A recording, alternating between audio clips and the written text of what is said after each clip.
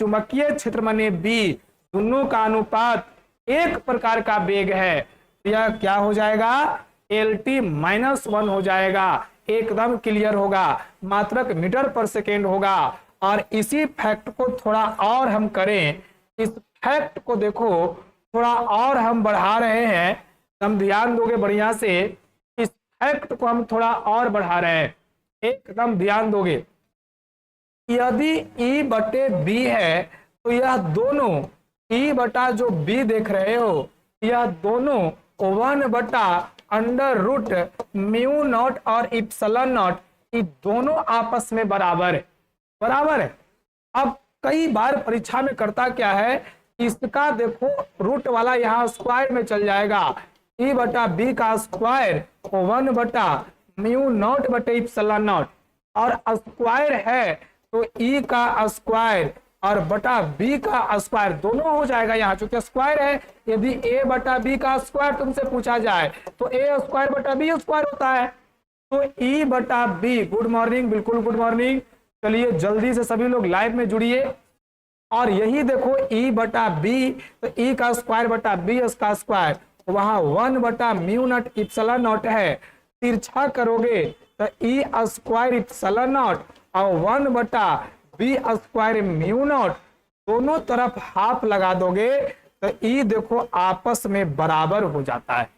अभी ऑब्जेक्टिव इस पर आएगा और बड़ा बेहतरीन ऑब्जेक्टिव आएगा। तो चलिए एकदम बहुत बढ़िया समझ रहे हैं हम लोग। अब हम लोग चले इसमें अगले तथ्य की ओर। एक है L बटा R। देखो तीन चीज है, ये तीन चीज है। एक चीज का नाम जल्दी से बोलो क्या है, तो एक को कहते हैं प्रतिरोध। बल्ब लेंगे तो वहां हम लोग का प्रतिरोध R चलता है। एक लेते हैं, इसको कहते हैं कैपेसिटर, यहाँ C चलता है। और एक लेते हैं कुंडली, तो यहाँ L चलता है। तीन चीज है। यदि प्रतिरोध लेंगे तो रेजिस्टेंस R चलेगा उसमें। यदि हम लोग धारिता लेते हैं तो कैपेसिटर C चलेगा इसमें। और अगर कहीं कुंडली लिए हैं, कुंडली, तो कुंडली में जो है L चलेगा। अब इसमें है क्या, L बटा R, L बटे R, L बटे R, R इंटू सी, R इंटू सी और अंडर रूट L बटा सी। ये तीनों जो देख रहे हो एक प्रकार का समय है, एक प्रकार का समय है। और इसका SI मात्रक इस ऐसे चल रहा है, इस सेकेंड होता है जी, और बीमा T होता है। यह एक प्रकार का समय है, कुछ नहीं, दिमाग में सेट करो। यदि बल में प्रतिरोध कहेगा तो R, धारिता में प्रतिरोध कहेगा तो C, और कुंडली में प्रतिरोध कहेगा तो L। ये अलग बात है कि इधर प्रतिघात और इधर प्रतिबाधा होता है, लेकिन दिमाग में सेट करोगे कि सब एक प्रकार का प्रतिरोध है। तो चलिए अब जो है क्वेश्चन राउंड की शुरुआत हो रही है। सभी बच्चे एकदम तैयार हो जाइए। चलिए 1 मिनट और सुन ले हम लोग विद्युतीय क्षेत्र के बारे में। विद्युतीय क्षेत्र, विद्युतीय क्षेत्र को E से लिखते हैं, एकदम दिमाग में सेट रखना है। विद्युतीय क्षेत्र को E से लिखेंगे और E बराबर फॉर्मूला होता है F बटा Q, F बटा Q। F के लिए सामात्रक न्यूटन और Q का कूलम, न्यूटन प्रति कूलम, न्यूटन प्रति कूलम। इस सब एक ही बात लिखा हुआ है, न्यूटन प्रति कूलम। और न्यूटन प्रति कूलम किसका सही मात्रक है, विद्युतीय क्षेत्र का। विद्युतीय फ्लक्स को हम लोग फाई से लिखते हैं, फाई से, और इसका फॉर्मूला होता है E डॉट ए। E माने विद्युतीय क्षेत्र, A माने एरिया। विद्युतीय क्षेत्र और एरिया, बोलिए विद्युतीय क्षेत्र का क्या है, तो न्यूटन पर कूलम है, न्यूटन पर कूलम। और एरिया का होता है मीटर स्क्वायर, एरिया का मीटर स्क्वायर। अब यह हमारा हो गया न्यूटन मीटर स्क्वायर प्रति कूलम। यह एक हो गया, यह एक हो गया, लेकिन ध्यान देना है न्यूटन मीटर स्क्वायर प्रति कूलम है। अब इसको हम लोग तोड़ते हैं, न्यूटन मीटर गुने मीटर प्रति कूलम लिख सकते हैं, और न्यूटन मीटर को ही जूल कहते हैं जी। न्यूटन मीटर को जूल कहेंगे तो न्यूटन मीटर की जगह जूल रख दिए। अब बोलिए जूल इनटू मीटर बटे कूलम, जूल प्रति कूलम को वोल्ट कहते हैं। तो यह देखिए वोल्ट मीटर भी एक मात्रक है, एकदम कंसेप्ट समझना है। वोल्ट मीटर भी एक मात्रक है, किसका? विद्युतीय फ्लक्स का। तो चलिए हम समझते हैं कि कंसेप्ट सभी बच्चों का क्लियर हो गया होगा। जो नहीं समझे एक बार और उनके लिए, जो बच्चे नहीं समझे हैं एक बार और बस समझ जाएंगे एक बार और। देखिए विद्युतीय फ्लक्स, तब विद्युतीय फ्लक्स को फाई से लिखते हैं। ई डॉट ए इसका फॉर्मूला है। ई माने विद्युतीय क्षेत्र, तो न्यूटन प्रति कूलम, एरिया का मीटर स्क्वायर, तो न्यूटन मीटर स्क्वायर प्रति कूलम। यह मात्रक हो गया किसका? विद्युतीय फ्लक्स का। किसका मात्रक हुआ? विद्युतीय फ्लक्स का। अब जब यह विद्युतीय फ्लक्स का मात्रक है जी, तो बोलिए न्यूटन मीटर बटे कूलम, यानी मीटर इसको लिख सकते हैं मीटर स्क्वायर, तो मीटर में दोबारा कर दिए। न्यूटन मीटर को जूल कहते हैं, जूल प्रति कूलम इंटू मीटर, और जूल प्रति कूलम को वोल्ट कहते हैं। तो वोल्ट मीटर, यह देखिए एक और मात्रक है विद्युतीय फ्लक्स का। यानी विद्युतीय फ्लक्स का दो मात्रक है, एक न्यूटन मीटर पर प्रति कूलम और दूसरा वोल्ट मीटर। यह ध्यान देना है। तो चलिए सभी को गुड मॉर्निंग, और अब हम लोग क्लास शुरू करते हैं। एकदम अंगूठा को बरियार रखिए और खूब मजे में समझिए। बहुत बढ़िया एक और छोटा तथ्य है, उसको हम लोग क्लियर कर ले। फैराडे कहेगा, फैराडे, तो फैराडे यह धारिता का मात्रक है, धारिता का। हेनरी कहेगा तो यह स्वप्रेरकत्व का मात्रक है। एकदम डायरेक्ट याद रखिए। फैराडे कहेगा तो धारिता का मात्रक, हेनरी कहेगा तो स्वप्रेरकत्व का, और टेस्ला कहेगा तो चुंबकीय क्षेत्र का, चुंबकीय क्षेत्र का, और वेबर कहेगा तो चुंबकीय फ्लक्स का, चुंबकीय फ्लक्स का, और ओम कहेगा, ओम तो ध्यान रखना है, ओम प्रतिरोध का भी ऐसा ही मात्रक है जी, प्रतिघात का भी ऐसा ही मात्रक है, और प्रतिबाधा का भी ऐसा ही मात्रक है। प्रतिरोध माने रेजिस्टेंस, प्रतिघात माने रिएक्टेंस, और प्रतिबाधा माने इम्पीडियंस। ये तीनों एक है, और इसका एसआई मात्रक ओम है। ये तीनों का एसआई मात्रक ओम है। और कूलम कहेगा तो इसका एसआई मात्रक क्या हो जाएगा? आवेश हो जाएगा। तो अभी हम लोग इतने बात से ही क्लास को कंटिन्यू करेंगे। सभी को गुड मॉर्निंग। अब जो है अपने अंगूठा को एक्टिव में लाइए, हमने वेस्ट दिया है उसी बेस पे क्लास अब चलेगा। तो सभी लोग तैयार हो जाइए प्रश्नों के बौछार के लिए। बहुत बढ़िया। तो चलिए अब प्रश्न हम लोग शुरू करते हैं, और यह रहा हम लोग का पहला प्रश्न, और आप लोग भी तैयार हो जाइए। चलिए एकदम शुरू हो जाइए। विद्युतीय फ्लक्स का मात्रक क्या है? विद्युतीय फ्लक्स का मात्रक क्या है? Good morning, good morning. जल्दी से आंसर करिए। विद्युतीय फ्लक्स का मात्रक क्या है? Choice A volt metre, choice B newton प्रति मीटर, सी वोल्ट प्रति मीटर, और डी कूलम न्यूटन प्रति मीटर। जल्दी से आंसर करिए जी। अब शुरू हो जाइए। विद्युतीय फ्लक्स का मात्रक क्या है?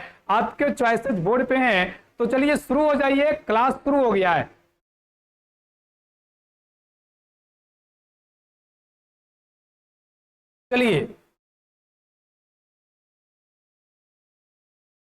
चलिए आंसर लिखना एकदम शुरू करिए। विद्युतीय फ्लक्स का मात्रक क्या है? जो लग रहा है लिखो, ए बी सी डी। बहुत बढ़िया, बी। जो लगे वो लिखो। तो अभी देखो तुमको समझाए थे, अब समझो बढ़िया से, कंसेप्ट पे समझो। बारहमा का फिजिक्स है जी। ये नहीं कि लल्लू पचू विषय लेके पढ़ रहे हैं। दुर्घटना घट जाएगा यदि सावधानी हट गया तो। सावधानी हटा, दुर्घटना घटा। एकदम ध्यान बोर्ड पे। विद्युतीय फ्लक्स है जी, विद्युतीय फ्लक्स। और विद्युतीय फ्लक्स का फॉर्मूला सभी जानते हैं कि विद्युतीय क्षेत्र इंटू क्षेत्रफल होता है। विद्युतीय क्षेत्र इंटू क्षेत्रफल होता है। और विद्युतीय क्षेत्र का मात्रक न्यूटन प्रति कूलम, और क्षेत्रफल का मीटर स्क्वायर है, न्यूटन मीटर स्क्वायर प्रति कूलम। क्या चॉइस में है? चॉइस में है? चॉइस में नहीं है, चॉइस में नहीं है। अब देखो हम लोग इसको तोड़ते हैं। न्यूटन मीटर स्क्वायर को न्यूटन मीटर इंटू मीटर लिखेंगे, न्यूटन मीटर इंटू मीटर लिखेंगे, और यहां देखो यह कूलम हो जाएगा। न्यूटन मीटर को ही जूल कहते हैं, जूल प्रति कूलम को वोल्ट कहते हैं। और देखिए कि वोल्ट मीटर, सही आंसर चॉइस ए होगा जी, वोल्ट मीटर। सही आंसर क्या होगा? चॉइस ए होगा, वोल्ट मीटर। चलिए दूसरे प्रश्न की ओर हम लोग चलें। विद्युतीय क्षेत्र का मात्रक क्या है? विद्युतीय क्षेत्र का मात्रक क्या है? Choice A volt metre, coulomb square प्रति न्यूटन मीटर स्क्वायर। बोलिए न्यूटन प्रति कूलम और जूल प्रति कूलम। विद्युतीय क्षेत्र का मात्रक क्या है? विद्युतीय क्षेत्र का मात्रक क्या है? चॉइस ए में है वोल्ट मीटर, चॉइस बी में है coulomb square newton inverse metre square, C में है न्यूटन प्रति कूलम और डी में है जूल प्रति कूलम। तो विद्युतीय क्षेत्र ई बराबर फार्मूला एफ बटा क्यू, ई बराबर फार्मूला एफ बटा क्यू। एफ माने न्यूटन और क्यू माने कूलम। न्यूटन प्रति कूलम और प्रति कूलम जो है यह तीनों एक ही बात है, ऐसे कोई भी लिखेंगे तो न्यूटन प्रति कूलम होगा जी। और सही आंसर हम लोग का दो का सी होगा। बड़ा दुख का बात है कि कोई भी बच्चे आंसर नहीं कर पा रहे हो, जबकि आसान प्रश्न है और यह तुम्हारी तैयारी को दर्शाता है कि तुम क्लास कर नहीं रहे हो, क्लास नाप रहे हो।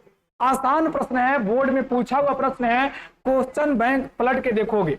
और यह दुख का बात है, यह कोई खुशी की बात नहीं है कि 12वां में तुम्हारा जून महीना चला गया और तुमसे आसान प्रश्न भी नहीं बन रहे हैं। चलिए अगले प्रश्न की ओर चलते हैं। अभी भी मौका है, अगर कहीं तैयारी में कमी लग रहा है तो एकदम जुड़े रहो, डेली कॉन्सेप्ट के साथ एकदम जो है एग्जाम क्लियर करवाया जाएगा। तो चलिए फिर से एक बार अगले प्रश्न की ओर चलते हैं और देखते हैं कितना लोग सही करते हो। रिएक्टेंस का मात्रक क्या होता है? रिएक्टेंस का मात्रक क्या होता है? चॉइस ए फैराड, बी मोह, सी ओम और डी एम्पियर। जल्दी से इस प्रश्न का आंसर करिए। रिएक्टेंस का मात्रक क्या होता है? रिएक्टेंस का मात्रक क्या होता है? चॉइस ए फैराड, बी मोह, सी ओम और डी एम्पियर। बड़ा दुख का बात है, तुम लोग का तैयारी जो है लकवा ग्रस्त है, पोलियो ग्रस्त है तुम लोग का तैयारी। तुमको फिजिक्स का बूंद पिलाना पड़ेगा। जल्दी से आंसर टाइप करिए। फिजिक्स में तुम लोग लकवा ग्रस्त हो। अभी मैंने समझाया, अभी मैंने कहा कि तीन चीज, एक प्रतिरोध, एक क्या प्रतिरोध, दूसरा प्रतिघात और तीसरा प्रतिबाधा। एक प्रतिरोध, दूसरा प्रतिघात और तीसरा प्रतिबाधा, ये तीनों एक ही प्रकार का प्रतिरोध है। प्रतिरोध को अंग्रेजी में रेजिस्टेंस कहते हैं, प्रतिघात को अंग्रेजी में रिएक्टेंस कहते हैं, रिएक्टेंस, और प्रतिबाधा को इम्पीडेंस कहते हैं। देखो डायरेक्ट प्रतिघात नहीं दिया है, डायरेक्ट रिएक्टेंस दिया है। और यही परीक्षा में बदमाशी करेगा, यही परीक्षा में बदमाशी करेगा। तुम पढ़ के जाओगे प्रतिघात और उन्हें कहेगा रिएक्टेंस, और तुम माथा नोच रहा है कि जा नहीं लड़ा। मूर्खा लड़ेगा रे, लड़े वाला ये सब चीज है। रिएक्टेंस माने प्रतिघात, और तीनों का ऐसा ही मात्रक एक होता है ओम, तीनों का ऐसा ही मात्रक ओम होता है। और 3 का सही आंसर सी। देखो बड़ा दुख का बात है कि कोई बच्चे भी आंसर नहीं कर पा रहे हो। यानी फिजिक्स में पक्का तुम लोग, बार बार मैं कह रहा हूं, लकवा ग्रस्त हो। इस लकवा ग्रस्त का इलाज चाहते हो तो डेली 8:30 बजे VSR अड्डा के ऑनलाइन चैनल से जुड़ जाओगे, तब ये लकवा हटेगा। नहीं तो स्थिति तुम लोग का बड़ा खराब चल रहा है फिजिक्स में। तो 3 का सही आंसर सी है। चलिए अगले नंबर प्रश्न की ओर चलते हैं। किसका मात्रक एक दूसरे के समान नहीं है? किसका मात्रक जो है एक दूसरे के समान नहीं है, यानी किसका मात्रक जो है अलग है? तो वाट सेकेंड, किलो वाट घंटा, इलेक्ट्रॉन वोल्ट जूल। तो इलेक्ट्रॉन वोल्ट मैंने ऊपर समझाया किया एक प्रकार का ऊर्जा है, किलोवाट घंटा भी एक प्रकार का ऊर्जा है। वाट सेकेंड मतलब क्या होता है? बोलो, तुमको याद होगा पावर, और पावर वाला फॉर्मूला होता है W/T, है ना फॉर्मूला। P माने शक्ति, तो शक्ति का मात्रक होता है वाट, और WT का सेकेंड, वाट सेकेंड बराबर कार्य, तो वाट सेकेंड भी एक प्रकार का जूल हो गया। ये तीनों एक है, जूल सेकेंड अलग है, इसीलिए 4 का सही आंसर डी होगा। 4 का सही आंसर डी होगा जी। 4 का सही आंसर क्या होगा? डी। बहुत बढ़िया। चलिए अगले नंबर चले 5वें क्वेश्चन की ओर। विद्युतीय द्विध्रुव आघूर्ण किसका बीमा क्या है? विद्युतीय द्विध्रुव आघूर्ण का बीमा क्या है? मैं चाहता हूं कि बच्चे इस प्रश्न को टाइप करके आंसर दे। L2I, LI, LTI, L2। बोलिए विद्युतीय द्विध्रुव आघूर्ण का बीमा क्या है? जल्दी से आंसर करिए। एक बार सभी बच्चे वीडियो को शेयर कर देंगे, और एकदम जो है जो चैनल को सब्सक्राइब नहीं किया है सब्सक्राइब कर लेंगे और जल्दी से जुड़ेंगे। बहुत बढ़िया। अब ए आना शुरू हुआ है, आंसर करना है, नहीं तो फिजिक्स का हाल बड़ा खराब होगा। रट्टा टोता कभी पास नहीं होता है। विद्युतीय द्विध्रुव आघूर्ण, तो विद्युतीय द्विध्रुव आघूर्ण की जब हम लोग बात करें तो सुनेंगे बढ़िया से क्या है विद्युतीय द्विध्रुव आघूर्ण। इसका फॉर्मूला है कि इसको लिखते हैं P से, और फॉर्मूला होता है आवेश गुने लंबाई, आवेश गुने लंबाई। और आवेश का बीमा, आवेश का बीमा सभी लोग जानते हैं LA या LI होता है, AI दोनों एक ही है। तो यहां पर A चला है कि I, तो I, तो LI, और यहां देखिए लंबाई का भी बीमा क्या होगा? सॉरी, आवेश का बीमा TI होगा, TA, तो TI और लंबाई का L, तो सही आंसर होगा LTI। 5 का सही नंबर चॉइस है C, LTI।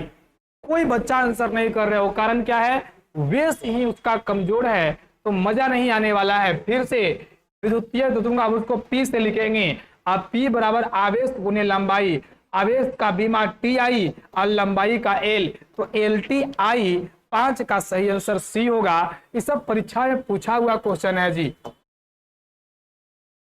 बहुत बढ़िया। देखिए हम लोग जो प्रश्न ऊपर पढ़े थे वह प्रश्न आ गया है। चलिए क्वेश्चन का आंसर करिए। यदि धारिता C और विभव V हो तो, यदि धारिता C और विभव V हो तो CV स्क्वायर का बीमा क्या होगा? मैंने अभी कहा था कि CV स्क्वायर रहे, हाफ CV स्क्वायर रहे, हाफ LI स्क्वायर रहे, यह सब एक प्रकार का ऊर्जा है। SI मात्रक जूल और बीमा mL2T-2 होगा। तो 6 का सही आंसर B होगा, mL2T-2।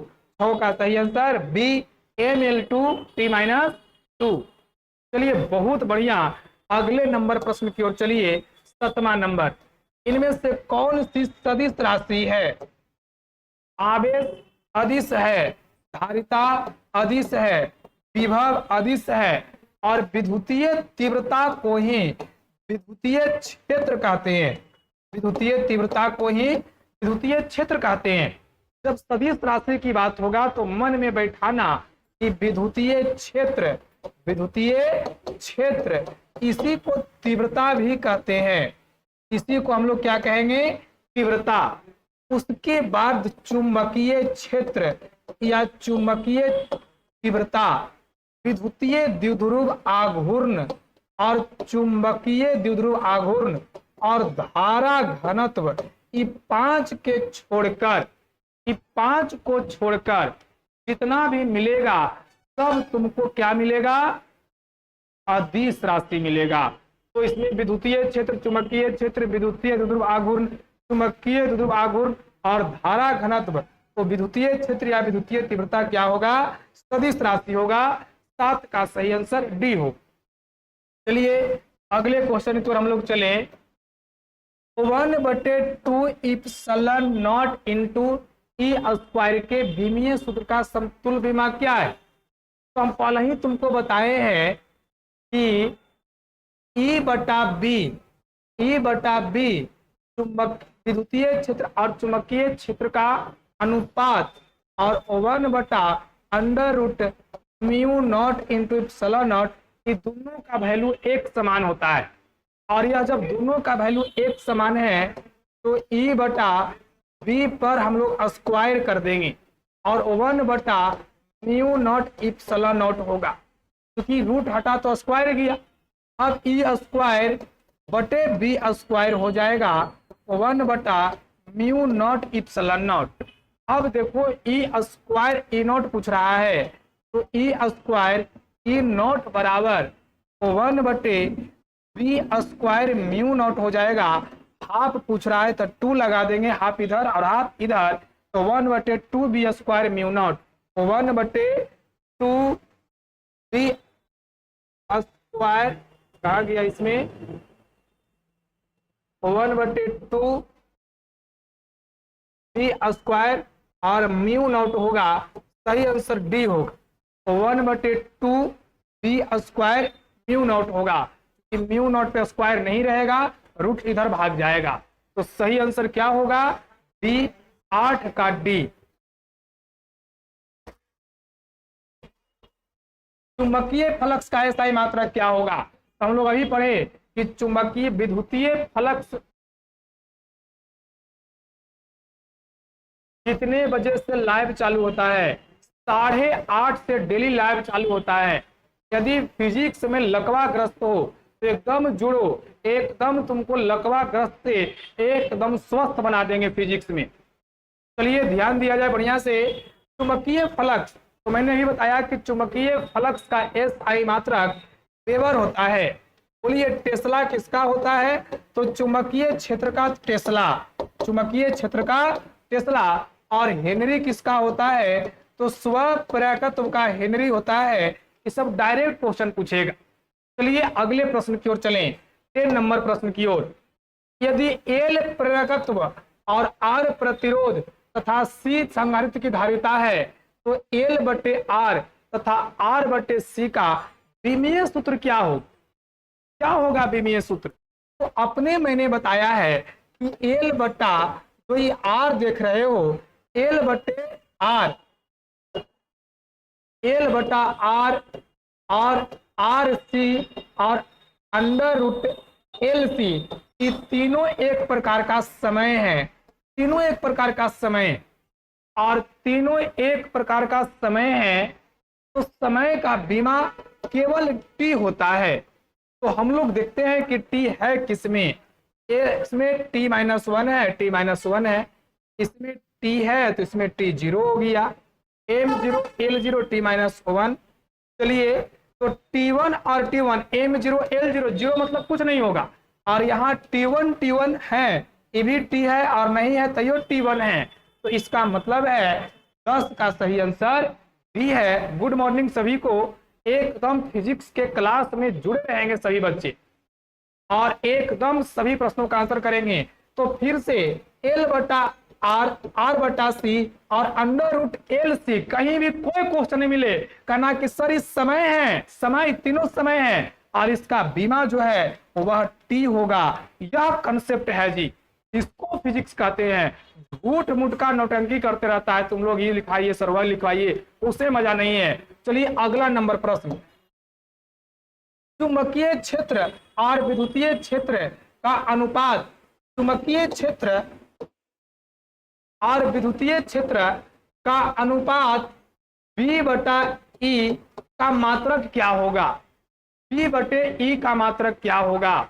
जल्दी से आंसर करिए। चॉइस ए में है मीटर सेकेंड, मीटर पर सेकेंड, मीटर सेकेंड स्क्वायर या केवल मीटर सेकेंड, क्या हो? जल्दी बोलिए। यदि E बटा B रहता, E बटा B रहता तो इसका तो मीटर पर सेकेंड हो जाता, मीटर पर सेकेंड हो जाता, इसमें कहीं कोई दिक्कत नहीं था अगर E बटा B रहता तो। लेकिन यहां क्या है जी, B बटा E है, B बटा E है तो यह भी पलट जाएगा और सही आंसर मीटर सेकेंड इनवर्स होगा। B सही है। 11 का भी बहुत बढ़िया, एक आंसर आया है इस बार, बहुत बढ़िया है। 11 का भी बिल्कुल सही। चलिए उसके बाद हम लोग चले, एम्पियर घंटा किसका मात्रक है? एम्पियर और घंटा माने एच, शक्ति का तो शक्ति का तो वाट है जी, ऊर्जा का जूल है, विभवांतर का भी है, आवेश का कूलम है, तो है क्या? यही तो है लॉजिक। बोलिए आवेश बराबर फार्मूला क्या होता है? आई बराबर या फिर धारा बराबर फार्मूला क्या होता है? तो धारा बराबर फार्मूला होता है आवेश बटा समय, आवेश बटा समय। तो बोलिए आवेश बराबर क्या होगा? तो आवेश बराबर धारा गुने समय हो जाएगा यहां से, और धारा गुने समय हो जाएगा तो धारा का मतलब एम्पियर और समय का मतलब घंटा। एम्पियर घंटा आवेश का मात्रक होगा। 12 का सही आंसर बी है। आवेश जो देख रहे हो एम्पियर घंटा, यह आवेश का मात्रक होगा। चलिए बहुत बढ़िया, एक बार हम लोग और चलें 12 के बाद प्रश्न नंबर 13 की ओर। स्वप्रेरकत्व का SI मात्रक क्या है? तो मैंने अभी बताया कि कूलम जब बोलेंगे तो आवेश का मात्रक होगा, वोल्ट बोलेंगे तो विभव का मात्रक होगा, ओम बोलेंगे तो प्रतिबाधा, प्रतिबाधा, प्रतिघात और प्रतिरोध का मात्रक होगा, प्रतिरोध का मात्रक होगा।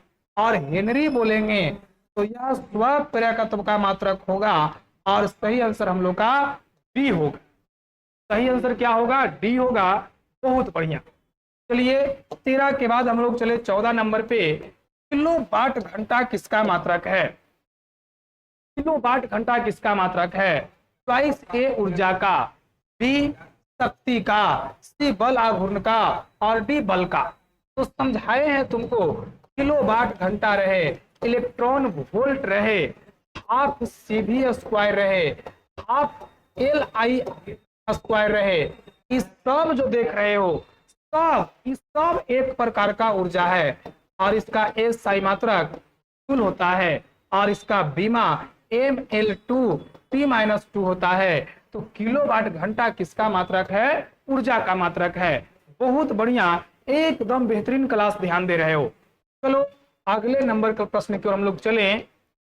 चुंबकीय क्षेत्र के फ्लक्स, चुंबकीय क्षेत्र के फ्लक्स की SI इकाई क्या होती है?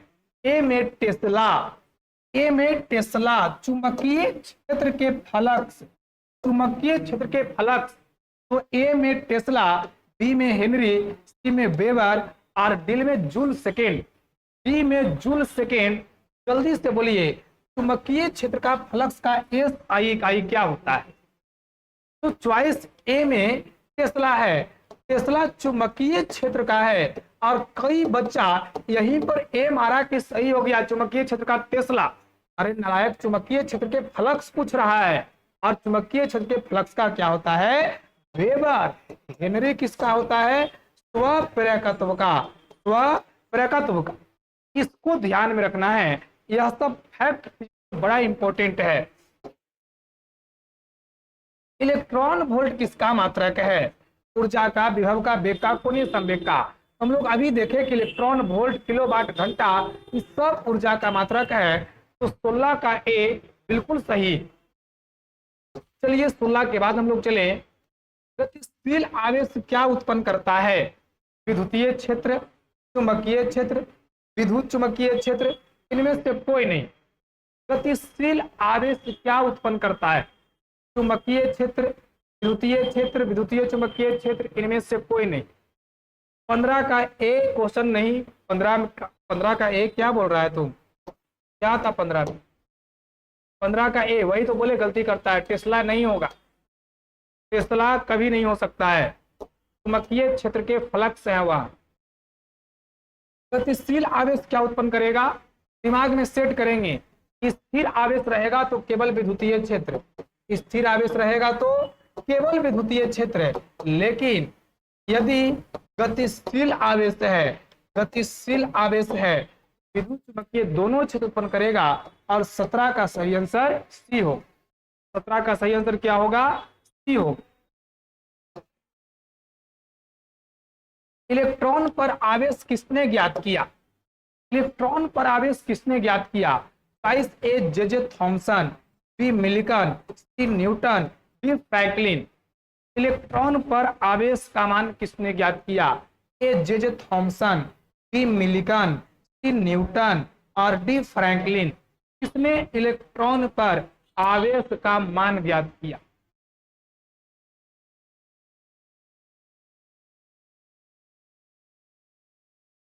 बहुत बढ़िया। इलेक्ट्रॉन पर जो मिल्टन सोच रहे हो, सॉरी थॉमसन सोच रहे हो, गलत है। थॉमसन ने इलेक्ट्रॉन का खोज किया, इलेक्ट्रॉन का खोज किया और साथ में इलेक्ट्रॉन पर विशिष्ट आवेश बताया। इलेक्ट्रॉन पर विशिष्ट आवेश Q/m बताया। मिल्टन ने ही इलेक्ट्रॉन पर आवेश ज्ञात किया। 18 का सही आंसर बी। अब देखो तुम लोग का आंसर कुछ कुछ सही आना शुरू हो रहा है। 18 का बी। चलिए 19 नंबर चले। रेशम से एबोनाइट के छड़ रगड़ने से रेशम पर कौन सा आवेश उत्पन्न होगा? ए धन आवेश, बी ऋण आवेश, सी उदासीन और डी इनमें से कोई नहीं। रेशम पर एबोनाइट का छड़ रगड़ने से रेशम पर कौन सा आवेश उत्पन्न होगा? ए धन आवेश, बी ऋण आवेश, सी उदासीन और डी इनमें से कोई नहीं। तो सुनना है, बिल्ली के खाल या बाल, बिल्ली के खाल या बाल, आला लेन, कांच, रुई, रेशम, रबर, एबोनाइट, गंधक, यह एक सीरीज है। ए बहुत बढ़िया। ऊपर वाला दूगों से कोई लगड़ेंगे तो ऊपर वाला पर प्लस और नीचे वाला पर माइनस होगा। ऊपर वाला पर प्लस और नीचे वाला पर क्या होगा? माइनस होगा। अब समझो, रेशम पर एबोनाइट लगड़ा गया है तो रेशम पर क्या होगा? धन आवेश। 19 का सही आंसर ए होगा। बहुत बढ़िया समझ भी रहे हो और खूब बढ़िया पढ़ भी रहे हो। चलो अगले प्रश्न की ओर चले। समान आकार के दो वस्तु पर क्रमशः 8 कूलम और 2 कूलम -2 कूलम का आवेश को एक दूसरे से सटाकर अलग रखने से प्रत्येक पर आवेश क्या होगा? दो गोला है, एक है 8 कूलम और दूसरा -2 कूलम है। अब एक खूबसूरती क्या है, जैसे सटाएंगे तो आवेश संरक्षित हो जाता है। सटा दिए तो 8 - 2 9 कूलम हो जाएगा और फिर अलगे अलगे करेंगे तो 3 कूलम हो जाएगा। प्रत्येक पर आवेश 3 कूलम होगा। तो 20 का सही आंसर डी होगा। 20 का सही आंसर क्या होगा? डी। चलिए एक प्रश्न और है, उसको हम लोग देख ले। यदि दो सुचालक गोले को अलग अलग आवेशित करने के बाद परस्पर जोड़ दिया जाए तो संरक्षित होगा ऊर्जा, आवेश, दोनों इनमें से कोई नहीं। जल्दी से आंसर करिए। यदि दो सुचालक गोले अलग अलग आवेशित करने के बाद परस्पर जोड़ दिए जाएं तो संरक्षित क्या होगा? चॉइस ए ऊर्जा, बी आवेश, सी दोनों और डी इनमें से कोई नहीं। ए ऊर्जा, बी आवेश, सी दोनों और डी इनमें से कोई नहीं। जल्दी से आंसर करिए।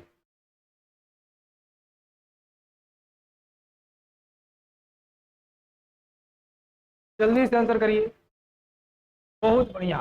तो यहाँ देखो दो सुचालक बोला है, अलग अलग करेंगे और फिर जैसे ही जोड़ेंगे तो आवेश संरक्षित हो जाएगा, ऊर्जा तो इधर उधर भागिए जाएगा, आवेश का मान सुरक्षित होगा। तो 21 का सही आंसर होगा डी। तो आज हम लोग यूनिट एंड डायमेंशन का सेक्शन रखे, जिसमें तुम लोग का कमजोर कड़ी निकल के आया, तुम लोग एकदम पढ़ नहीं पाया है इसको। कल फिर 8:30 से लाइव है, इसी समय तक तो फिर जुड़े रहोगे। जो भी नया बच्चा हो एक बार चैनल सब्सक्राइब कर लोगे। और अभी बस ज्यादा देर नहीं, 5 मिनट में हिंदी 9:30 में हिंदी के लिए लाइव आ रहे हैं। संपूर्ण क्रांति तीसरा पार्ट। तो जाना कहीं नहीं है, नाश्ता करो और मोबाइल लेके एकदम कॉपी के साथ बैठो।